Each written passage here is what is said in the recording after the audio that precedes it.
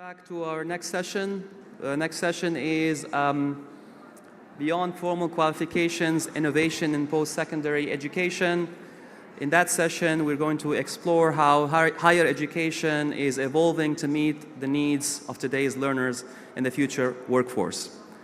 This session will examine the shift towards skills-based learning, the role of technology in personalized education, and how academia and industry can work together to thrive. I am pleased to introduce the distinguished panelist of today's session, Dr. Dima Jamali, the VP of Academic Affairs at the Canadian University of Dubai. Dr. Dima, welcome. Jane Mann, Managing Director of Partnerships for Education at Cambridge University Press and Assessment. Welcome. Dr. Nariman Hajhammo, CEO of the Center for Learning Innovations and Customized Knowledge Solutions. And of course, moderating this insightful discussion is Zahir Sroor, Head of Partnerships at Universities at Coursera in the EMEA region. Zahir, the stage is yours.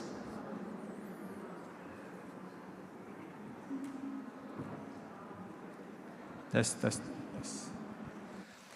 Hello, good afternoon, everyone, and thank you for being here.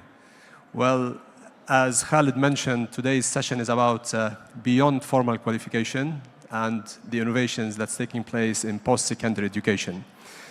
I'm pleased to have with me here our esteemed panelists that they are coming from both higher education and K-12, I would say.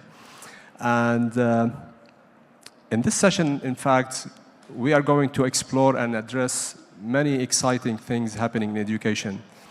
As you can see, the theme of this session is around skills-based learning and these transformative shifts happening in this sphere.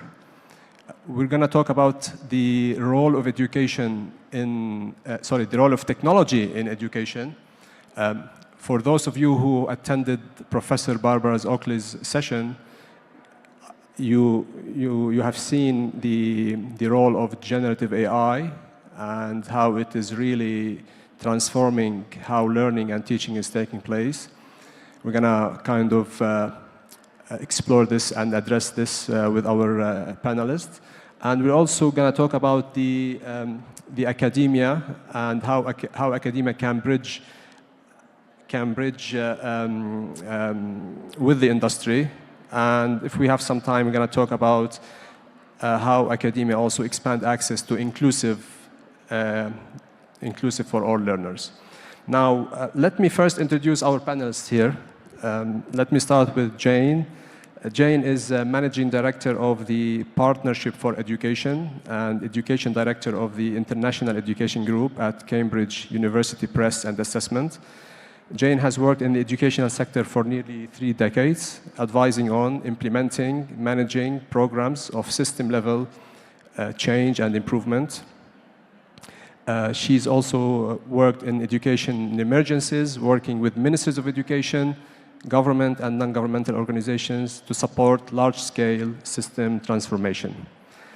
Also introducing Dr. Dima Jamali. She is the VP of University Advancement at Canadian University, Dubai.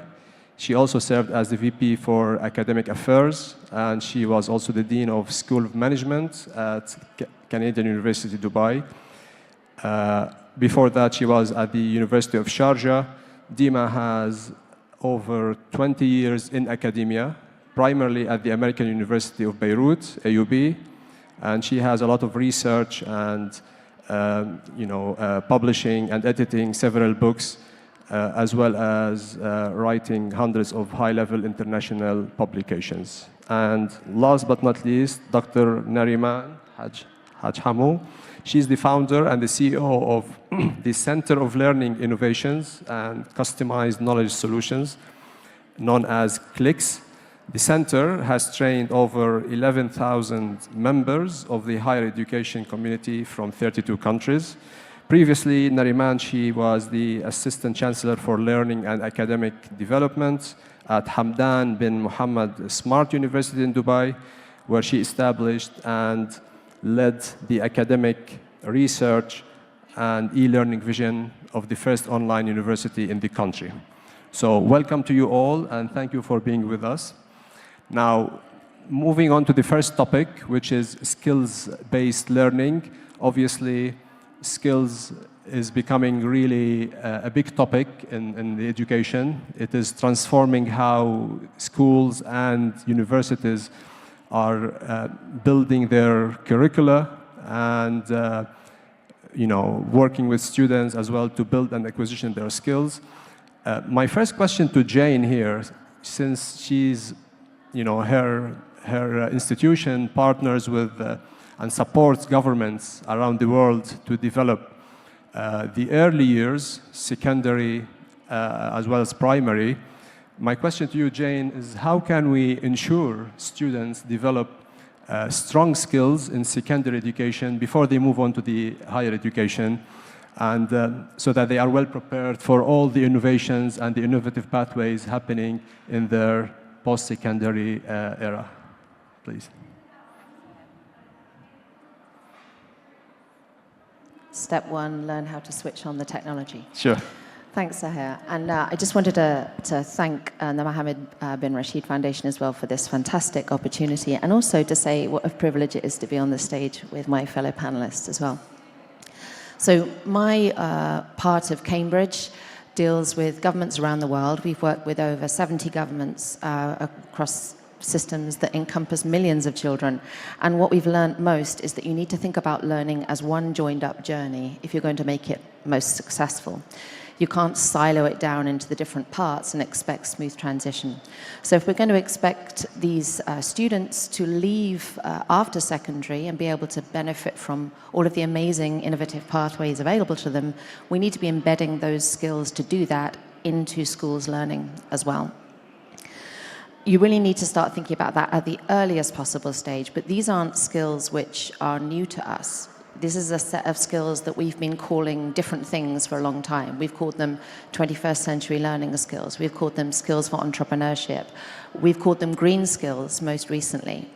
So we're talking about things like collaboration, about problem solving, working together, increasingly being able to be literate about research information and how to distinguish good information from poor information, which has become even more critical given the proliferation of fake information, which is so easily disguised as the real thing. These skills are critical if students are able to then have the agency to make good decisions about what is going to be needed post-secondary. And also, a key skill is metacognition. We know that learning now is a lifelong journey. In fact, my colleague at Cambridge describes it as life-wide because it happens all over your life, throughout your life. And really, the strongest skill to be able to embed there is learning how to learn. So those metacognitive skills are absolutely critical. I could go on with that list of skills, but the key is how do we impart those in the pre-post-secondary, so the primary and secondary stages. And again, it's not rocket science. We know how to do it, but it relies on a set of conditions which are not always found. So we've worked with, as I said, a number of governments around the world, and we know that every single minister that we speak to is looking to understand how to get skills into the system. And they always assume that it means you have to turn everything upside down. And it's not true. We have all of those parts already. We just need to join them together better. So we have curricula, but we learned yesterday about the skills gap in traditional curricula. We need to understand that the best way to learn skills is through knowledge. There's no point in being able to think critically if you have nothing to think critically about. So we need to use those knowledge domains to impart skills. The thing there is that absolutely requires teachers who know the pedagogical approaches to do that. So we need teachers who can be active teachers for active learning. We need inquiry-based learning. We need to give children the opportunities to fail, to try and try again, and maybe not quite get there. And that requires a classroom environment which is a different skill set from what's traditionally been in a transmissive environment. So as with anything, the first place you need to go to is with your teachers. And I'm sure my fellow panelists would agree that that's the same throughout every stage. So if we really focus on investing in proper teacher development, then we get to embed those skills into the knowledge domains, which then means that students leave school equipped with those essential skills to then access for themselves the innovative pathways through. Thank you, Jane.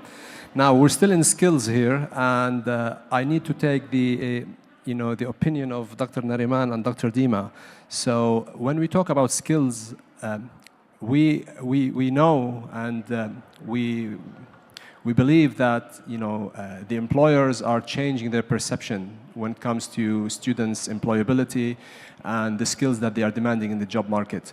And we believe that skills demand is putting a lot of pressure on higher education, so that they have to change the way they kind of build their academic programs and embed these type of skills.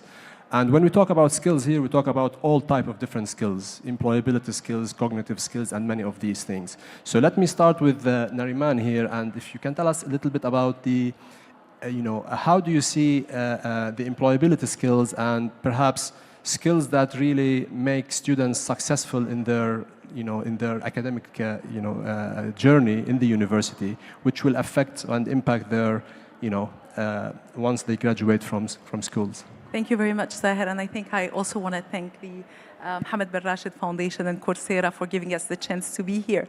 I think before I want to talk about skills, I probably want to share with you some statistics on actually what is forecasted for the workforce. And it's very interesting that according to the most recent report of the World Economic Forum, it's expected that 1.1 billion jobs are actually going to be significantly transformed in the next decade. 1.1 billion. And it is expected that there will be 14 million loss of jobs because of AI. But the good side of it is that while we're losing jobs, we're also gaining jobs. So there is a forecast that around 69 million new jobs are going to be created. And, the same report talks about basically, the need for skilling and reskilling of the workforce, where it's estimated that 44% of the workforce today are going to have major shift in their skills in the next 5 years, and that more than 50% of the workforce is going to require reskilling by the end of 2025. It also says in the same report that 65% of the students who are entering school today may end up working in jobs that have not yet been created. So that really means that there is a very strong emphasis on transferable soft skills that will prepare students for this unknown.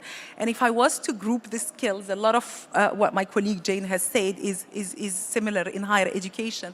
I'll say the first thing, because of these statistics, is developing the students' what we call adaptability, resilience, and lifelong learning skills. I think Jane talked about metacognitive skills, the ability to learn and relearn, building students' sense of agency, because we design curriculum, but eventually students are going to work in jobs that haven't yet been created. So if they don't have that lifelong learning skills, it becomes really challenging for them. The second skill set, I will say, is the digital skills. And maybe the definition of what digital skills means has changed now with the evolution of AI. Previously, being digital literate meant you know how to use MS Office, you know how to browse the internet.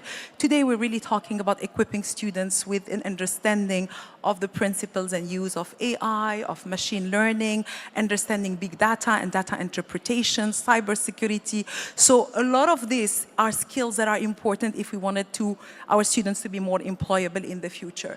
Then obviously with automation, there is a need for cognitive skills and critical thinking skills, so innovation, creativity, complex problem solving, the kind of skills that are required, to handle tasks that requires human intervention.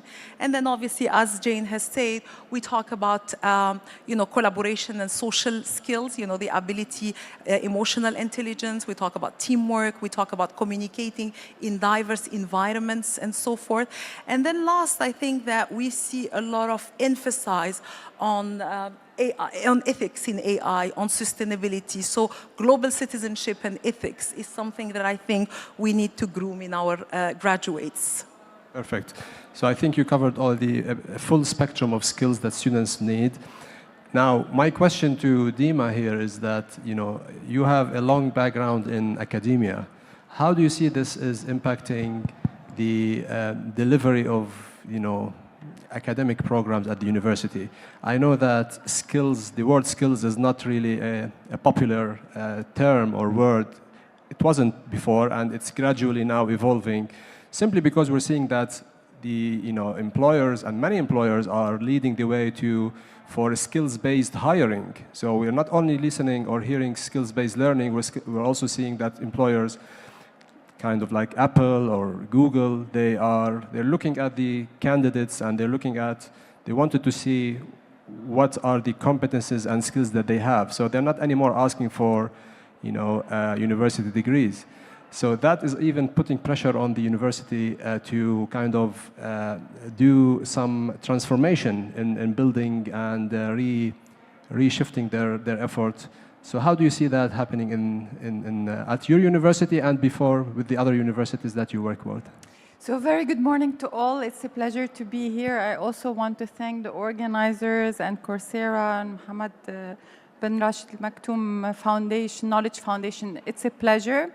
And I want to start by saying that I think education is really at a critical point of transformation. And traditional education, as we know it, our generation, has become literally obsolete. And if we don't shift the way we are designing our programs, delivering our programs to fit with the needs of the century, every university is facing this challenge today. And we're at this moment where everything that we know to be true about universities around the world is being rethought or reinvented. So what does this mean in practice? I think the World Economic Forum and the Future Jobs report was an eye-opener. And it really, I think, was summarized very nicely by Nariman. It pointed out to a new set of skills that our graduates need to have in order for them to be job-ready and to be employable. So if they want to be on the market and ready to hit the job market, it's not enough to go through the traditional education that they were exposed to before. So this puts a responsibility on all universities to realign with the needs of the century and to rethink what are the skills that they want to integrate in their curriculum, how they want to measure those skills and make sure that their graduates are ready to hit the job market. So at Canadian University Dubai, we're going through this exercise, and I know many other universities are doing the same. So we're rethinking our curriculum. We're thinking of new programs. We have a cybersecurity program, a new master's in artificial intelligence, a new master's in business analytics, for example, a new master's in cybersecurity. All of these are in order to, be aligned with what the market needs.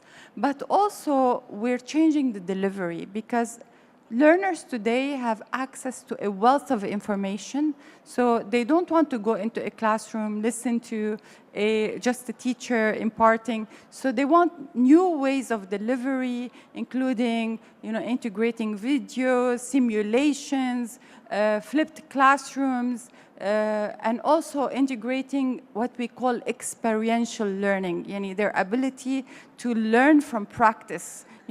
Whether through interacting with CEOs, competitions, hackathons, giving them the opportunity to really nurture these skills, not in a theoretical way, but in a practical way. So we've identified the set of skills that we want to nurture in our students, including creativity and originality, problem solving, leadership and social influence, being able to create impact, citizenship, for example, and also managing technology. Digital skills are extremely important for the next century. We're focusing on these skills. We're tracking them across programs.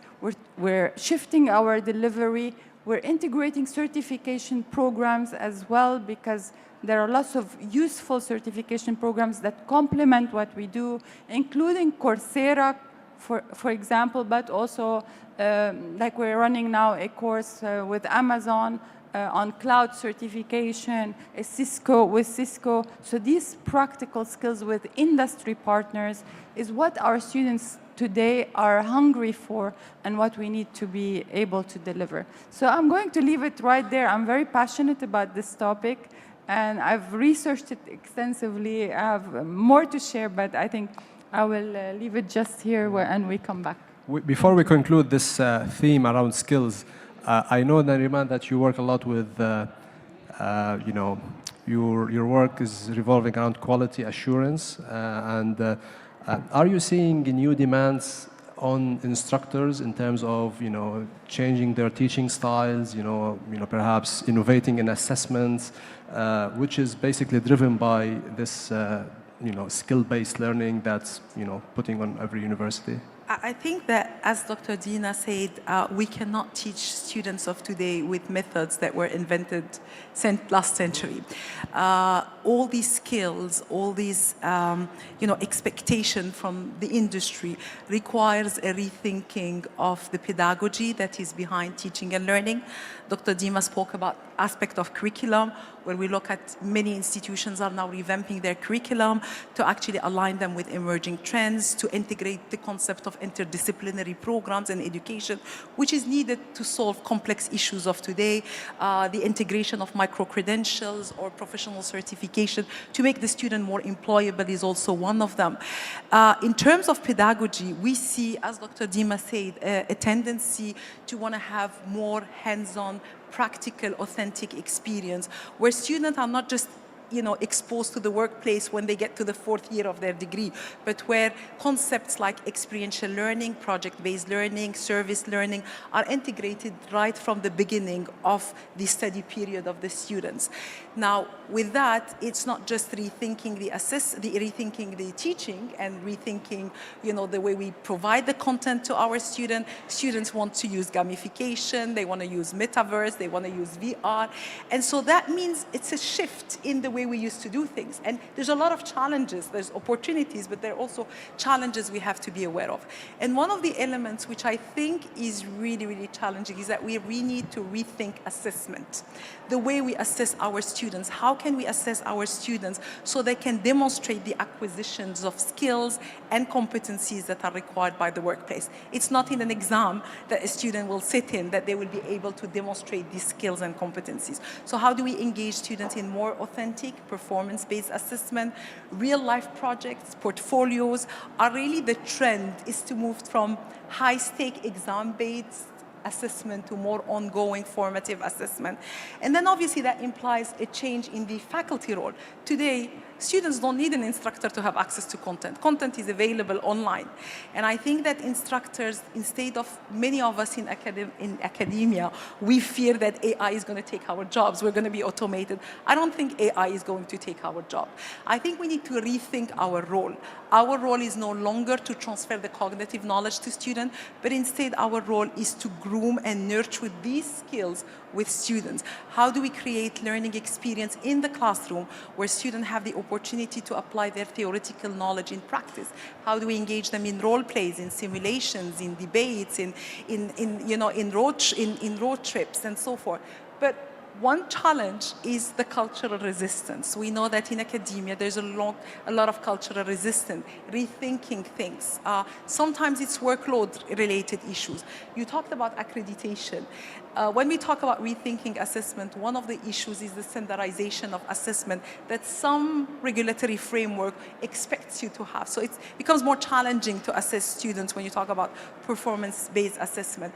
And the other important element, I think, is that as the ecosystem continues to evolve, we need to create stronger links with the industry, where there is trust, where our faculty are still involved with the industry. You cannot be teaching students skills for employability if you've been far away from the industry for 20 or 25 years. So how do we create that ecosystem where academia, industry, governments come together to provide a better student experience that prepares students to be well-rounded graduates? Thank you. Perfect. Thank you so much.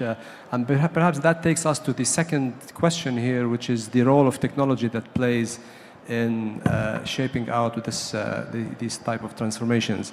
For those of you who attended Professor Barbara Oakley's session before this session, you have seen the role of AI, and specifically the role of generative AI that is really shaking and revolutionizing the whole educational components.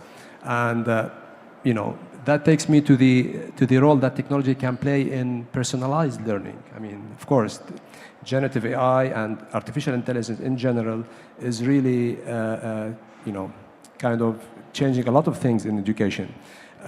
But the role of Gen AI in personalized learning. What question to Dima here? You mentioned Coursera, you mentioned your work with Coursera, and by the way, your university were the first university in the UAE to adopt and to, bring in the value of professional certifications to blend them with the university programs. And so my question here to you, Dima, is how do you see personalized education, harnessed by generative AI is taking shape in higher education in general? So I think that this artificial intelligence wave is transforming our lives, but definitely also transforming education and the lives of our students and faculty. And I think that we see now all students, they have access to ChatGPT, they have access to artificial intelligence tools. And the question that we face, like, are we going to allow this or are we going to resist it? And when it started, we saw different reactions across the globe with some countries, banning the use of AI in higher education, other countries embracing it. And I was keen really to see how the UAE is going to react. And I was, pleasantly surprised, I would say I expected, because UAE is a leader, is that the UAE is pushing for this shift. When the ministry visited us, one of the key questions they were asking, how are you integrating AI in the learning process? How are you monitoring the use of AI in an effective way? What kind of tools do you have in place? What kind of guidelines do you have in place for your students to make sure that they're using AI, but in an ethical way, in a supervised way? And I think this is the challenge that we're facing, is that we want to allow this, we want to embrace it, we want our students to take advantage of it, but also we want to limit abuse, we want to limit unethical use, we want to have the right monitoring in place, including interviews for students. Like if they submit an assignment, sometimes you may want to make sure that you have the tools to monitor how much was this purely copied and how much they have put some thought into their assignments. So there needs to be some like deterring mechanisms or monitoring mechanisms in place. But to come back to your question, Zahir, I think that we're really at this point, it's I don't know if we're lucky, we are lucky to be in the midst of this transformation, but it requires from us more work and more openness and more agility. I think the key skills of the century is the agility and the adaptability, and we still encounter this inertia and resistance to change among some faculty, that they want to do things the old way. They don't want to embrace technology. They don't want to embrace AI. You still see this in higher education institutions. So it will be an incremental change. It will not be something that will happen overnight. Thank you, Dima. Yeah, obviously there are many opportunities as well as challenges in implementing these kind of transforming technologies. Now let's move on to the another important topic here is where higher education is really concerned about, which is bridging academia with industry. Now there is also a big demand from the labor market that students really come to the market really well prepared and having a lot of experiences.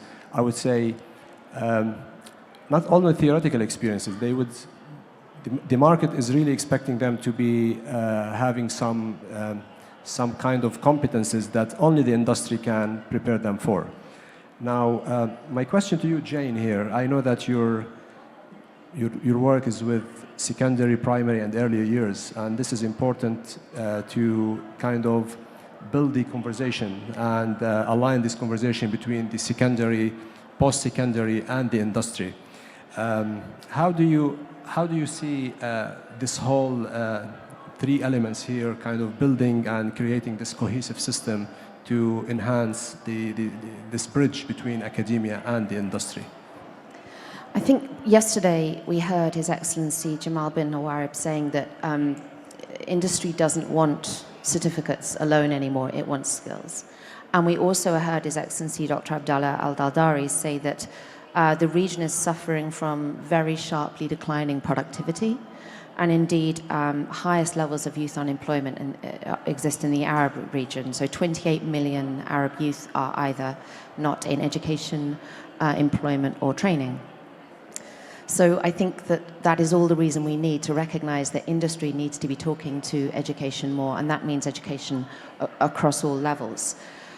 There is a really urgent need for education to be equipping youth to be productive, flourishing citizens, but equally for industry to let education know what that looks like for them.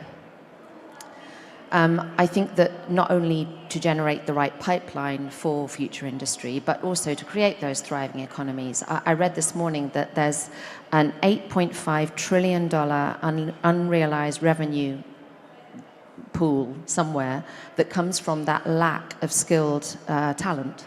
So if we were upskilling the talent that we have around us, we would be globally that much better off.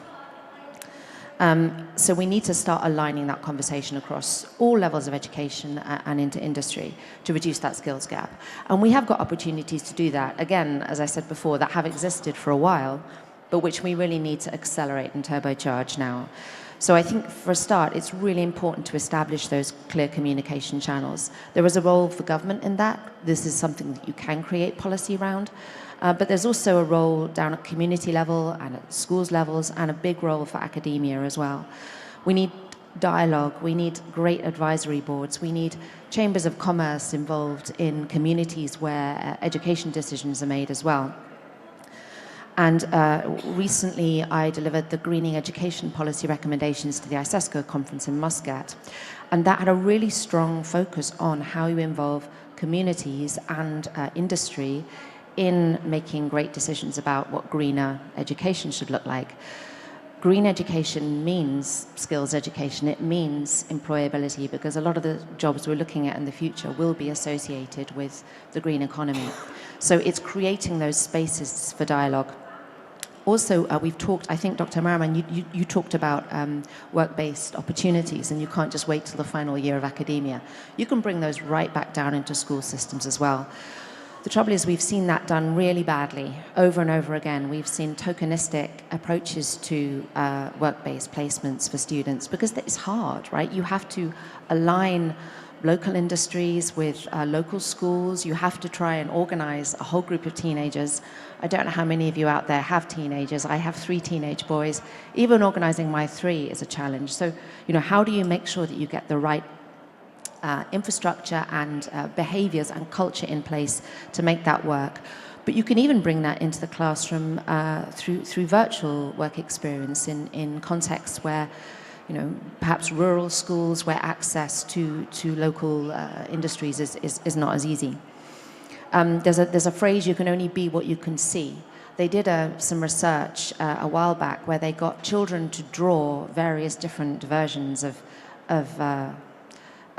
roles. So they got them to draw an astronaut, a scientist, a doctor, a firefighter.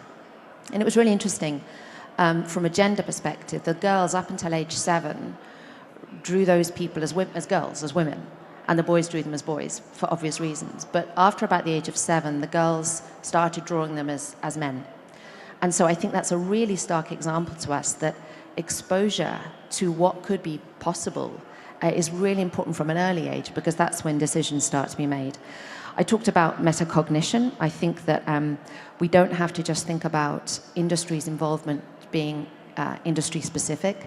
There are industry agnostic skills that industry could be helping with. Leadership, for instance.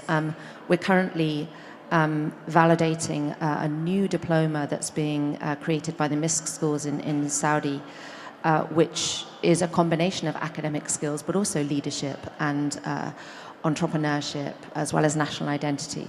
So it's recognizing that where you can get actually industry involved almost in the creation of a new qualification. And that's my last point.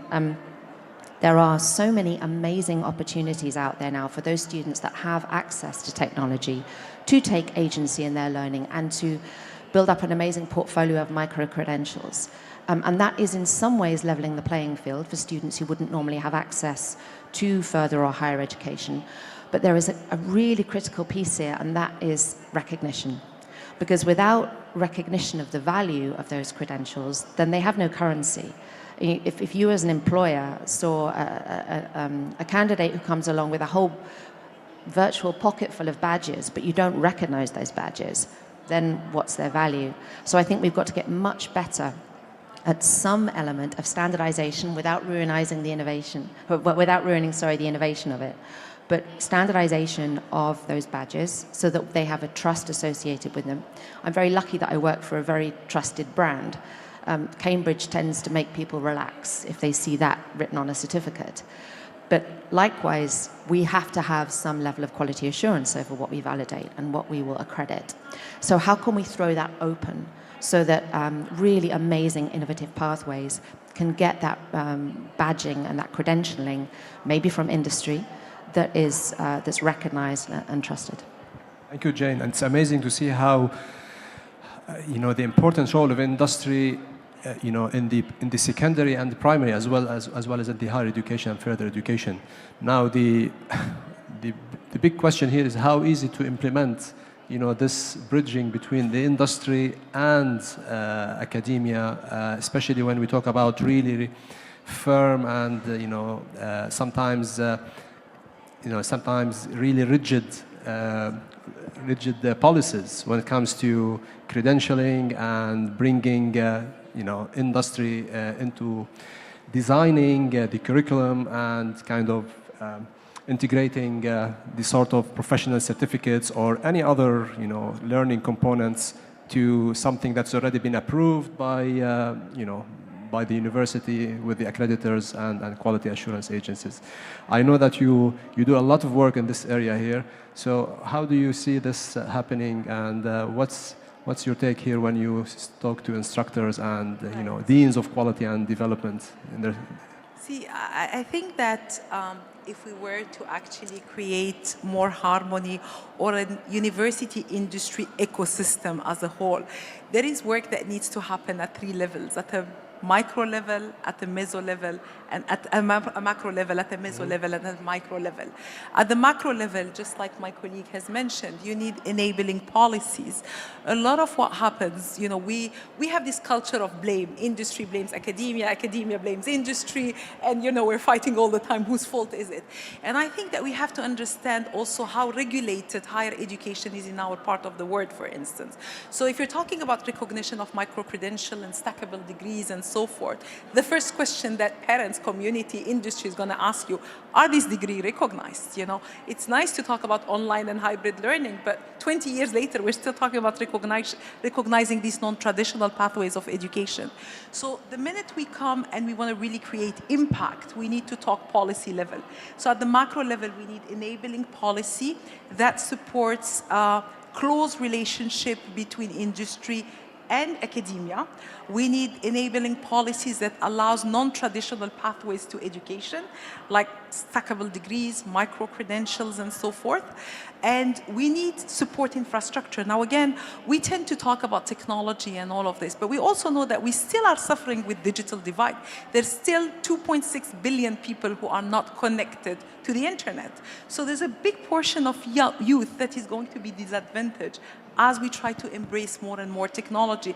And that's where we need government involvement at the macro level, enabling policies, infrastructure, support with building an ecosystem that brings in government, industry, education at all levels, and even the community. One important thing that's happening is the emergence of service learning, as part of actually preparing students to be responsible citizens within their communities. At an institutional level, there's a lot that needs to be done in terms of creating this relationship. And I'm not talking about just having advisory boards from the industry, it looks nice to have and so forth, but really creating a strong relationship with the co-designing curriculums with the industry to make sure that, whatever curriculum we're coming up with is really aligned with emerging trends. Creating opportunities for faculty to engage with the industry through research collaborative projects, In many parts of the world, a lot of the research projects are funded by the industry. Why is it that we're struggling getting funding from the industry? It's again because of that trust relationship that is sadly not there. What is it for me as an industry to invest into research, into higher education? We hope to see more of this in the future. So creating that platforms where faculty continue to work with the industry. Industry can come in as guest lecturer. They can, they provide opportunities for students for experiential learning, for apprenticeship, for co-ops, for whatever you decide to implement as experiential learning and so forth. And so that is also an important element that I think is crucial. And then obviously upskilling. All of this requires upskilling of faculty member, even students. We have the tendency to say, students are technology native, they all know how to use. Knowing how to use technology is one thing. Knowing how to learn using technology is another thing. And so if we want actually really we have to prepare the students as well. We have to, it's a whole ecosystem. And unless we work together in collaboration, in partnership, where we know who's doing what is our role, we cannot really leverage on those opportunities. So that's what I would That's great. And I think when I start talking, Zahra, I never stop. So I'm going to stop here. No, we're listening to you, and we are happy to hear your insights, Nariman. Now, our last theme here is very crucial to our conversation. And in the last remaining few minutes, I would like to hear the panel's view around expanding access and inclusion in post-secondary education. We know that innovation is not really meaningful unless it is accessible to all. I'll give you an example from my company, Coursera. We believe in Coursera that learning should have a universal access. Everybody should have access to learning, and this is why we keep inventing and enabling and harnessing all the emerging technologies to make sure that if somebody living in a country that does not really speak English, then we can translate the course, or we can help them out in that.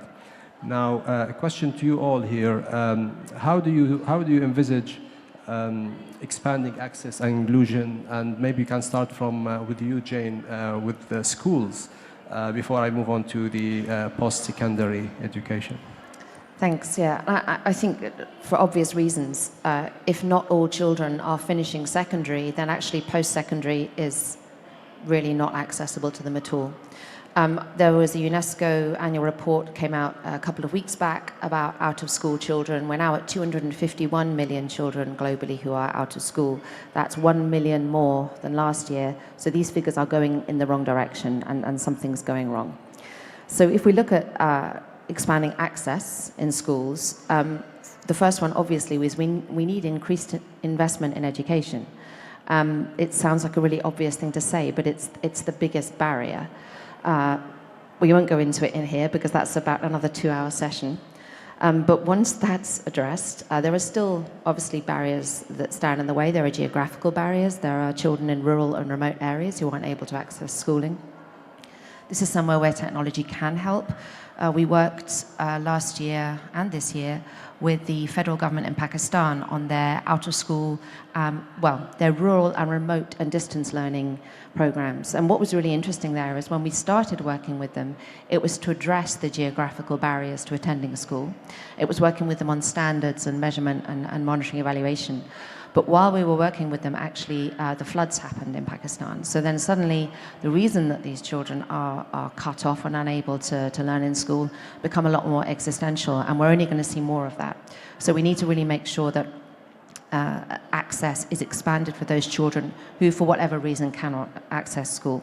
Another reason might be special educational need or disability. We know that that prevents access to schooling, but we also know from all the educational research that those interventions that are designed for the least able benefit everyone. They are tides that lift all boats, so why aren't we just flipping the model and looking at things from that direction? I also think that we need to address conflict and education and emergencies. One of our professors at Cambridge, Professor Pauline Rose and Professor Maha Schweib, they produced a report 2 weeks ago that anticipates that the conflict in Gaza will result in a 5-year learning loss right now, and if things carry on the way they are, that's learning loss for an entire generation. This is a really serious issue all around the world right now. So education in emergencies has to be improved, strengthened. It has to be seen as a Maslowian need in times of conflict as well. I think also we need to look at more inclusive policies, language policies. When we come to AI, that's really important because AI is only trained in what you give it, and most of what it's given right now is Western English language content, so we need to look at how AI itself is more inclusive and that being more appropriate in a school's environment. And lastly, I don't think that we should consider that those innovative pathways that are set up should be the preserve of the rich or those able to access them. So I'm talking about things like Goodwall. I don't know if you've seen it, but it's an amazing digital portfolio that is set up for students to be able to create their own micro-credentials and badging. But it's to try and level that playing field. So how can we make sure that if you are in a low or low middle income country, your ability to prove your worth to post-secondary and beyond is on an equitable playing field? Thank you, Jane. I think we are on top of the hour now. Any final remarks or words related to inclusion here, Dima or Nariman, before we conclude? I think Jane has actually addressed most of it. I would only think that if there was one benefit of AI, I see it that if we resolve the issue of access and the issue of the digital divide, it provides amazing opportunities for offering personalized learning environment that can be adapted to student needs based on their own weaknesses, based on their own strength. And it's also helping, giving us a lot of opportunities for students with special needs. Now, you can convert text to chat to audio, audio to video. You can translate from one language to another. So if there was any benefit from AI, I will say that personalized, adaptable learning, that is allowing us to push content, learning activities, provide personalized feedback to students in seconds, and obviously providing access to students with special needs. But there is a lot of work, as you've said. There are cost issues, there are infrastructure issues, there are conflicts in many parts of our region, sadly, that need to be dealt with. So that's where I'll leave it. Well, thank you so much. I think we reached the end of our session. I can see someone wants to ask a question here. Yes, please.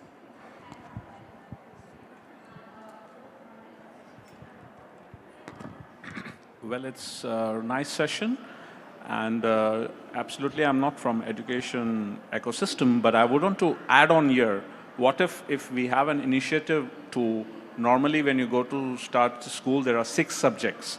So now I think there should be one more subject which should be underlined as tech and skill, so that in that particular subject, there will be a faculty, so it will be given in a proportionate manner at the student growing as per the age, So he will have that basic knowledge and he learns, and then he can adapt things which are already coming into existence. So now I think there should be another subject line which universally and globally people will put effect on that.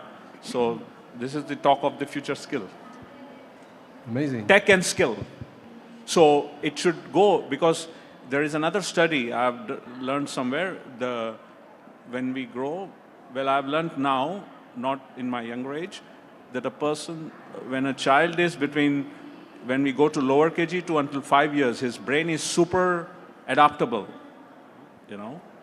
So going back to my memory was also very good at in my exams in that lower KG, because you know the benches are very small, like 1 feet, less than 1 feet in the length. Yeah. So from that point of view, if this subject is another subject, so normally it is by default 6 in standard schools, right? Right. And then then there is a language skill, special English. So if you are not taking the native language of particular country or state, wherever the person is staying, he or she could go for another foreign languages. So now there should be tech and skill. Sure. This is just a view. Yeah. Thank you. I mean, I assume this is not a question. This is like a request. Yeah. Which, no, it's well noted. Initiative or adding on that. Any other questions here? Yes, please. Yeah, thank you. I actually do come from the education. I am a teacher and I am a computer science teacher as well. My question is directed to the Cambridge. Is Cambridge thinking about embedding AI? I don't know, you have a computer science subject at various levels, A-level, O-level. Is there any thought of embedding AI to the students? This is like grade 11, 12, or 10 to 12. Thank you.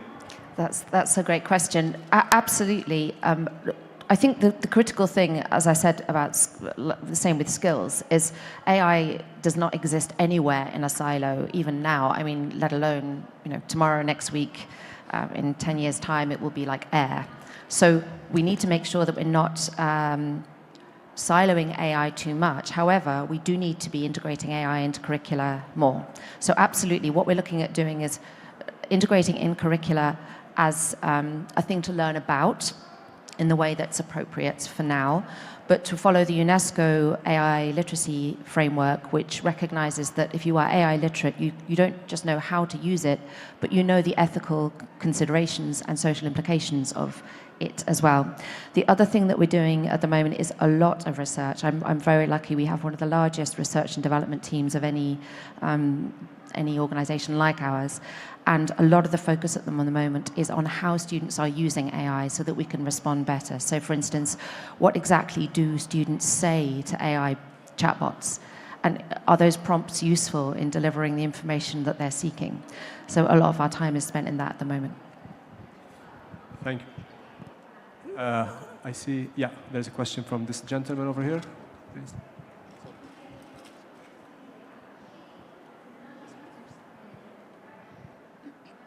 Thank you, Jane, very much. So we are very interested in storytelling. You mentioned two nice, strong quotes. One, to be what you see. And you also mentioned that you have 3 teenager sons. Can you share any story or experience how you motivate your 3 sons to be what they can see? And when you say see, is it referred to sight or vision? Thank you very much. I would actually like to pass that answer over to my colleague, Dr. Nariman, because I've just heard an inspirational story of the fact that she is a woman with great resilience who is very much showing her son or her children how to be what they can see as well.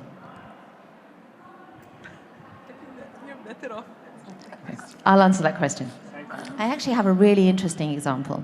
So my middle son is 17. He's currently applying for university. And he actually is much more adept at understanding how and where to use AI than I am. I discovered while we were working on his application. So whilst I hope that I have instilled some of this self-regulation in him, he actually was better than me. So we were working on his personal statement, which is something that you have to place on your university application form. And because I was busy, I was in work mode, I was also cooking, I said, well, why don't we just ask AI? And he said, Mum, we can't do that. This is my personal statement. I can't just go and ask AI. And actually, that was a big lesson to me that whereas we think that we have to be placing those guardrails around them, actually they are already quite a way further than we think. Okay, we're going to take the last question, please. It's a quick question. In academic institutions, what's the situation now in detecting AI-generated texts? Because I've been reading at a study that evaluated the quality of these softwares by like 26% accuracy. So what can you do? Students who are writing essays or solve Coursera quizzes and these things. What are you doing regarding this problem? So yeah, that's true, because even the best plagiarism detection tools like Turnitin and SafeAssign have not been able to detect 100% text that is generated by AI. And many institutions across the globe have made the decision to deactivate actually plagiarism detection tool because they said it's useless. And this is where the rethinking of the assessment comes in, that we need to redesign assessments that are AI resistant, as we call, and where students cannot actually we allow the students to use AI in their assessment, but we put a framework on what is considered acceptable use of AI and what is considered plagiarism. So what you're doing here is that you're rethinking your assessment, you're scaffolding your assessment. Just a simple example, assume you ask the students to work on a personal generated project that is related to a real world experience. You allow the students, so you break down the project in a way that says, you ask the student to use AI, a chatbot, ChatGPT or whatever, Gemini or whatever, to actually brainstorm ideas. You tell the students you're allowed to do that. But then you actually break it down and ask the students to actually pick one of the choices that the chatbot has given it and provide a rationale of why they have chosen it, how they are going to be using the project, how they're going to implement the theoretical skills they've learned into the project. And then, so you're breaking down the project, which was like, we used to focus in the past on the end product. We give a student a project, we look at the paper, the prototype, whatever. Now the emphasis is on the process of learning. So we rethink assessment and we teach faculty members how to, and that's one of the things we do a lot of professional development in, is to actually get the faculty members to rethink assessment. That assessment can no longer be what it was 10, 15 years ago, that AI is here to stay. And what we want to do actually is to tell students, you can use AI, but this is the ethical framework, this is the boundaries, this is how you're going to, and you challenge the students, you ask them. I have seen a professor who was actually asking the students to write a piece of work and use ChatGPT for it. And then they asked the student to analyze the work that was produced by ChatGPT. And what you're doing there, you're actually building critical thinking skills in students. So we're not looking at trying to catch the students anymore. We're thinking about changing our practices so that we can adapt to the developments that are happening with AI. Yeah. I think we are seeing innovation is really making education more exciting, more dynamic, more inclusive, and more connected to the world. Well, I have to thank every one of you of attending here. I want to thank our panelists for their insightful thoughts. I hope you really enjoyed the session, and if you really have any further questions, please reach out to our panelists. They will be happy to answer any of these. Thank you.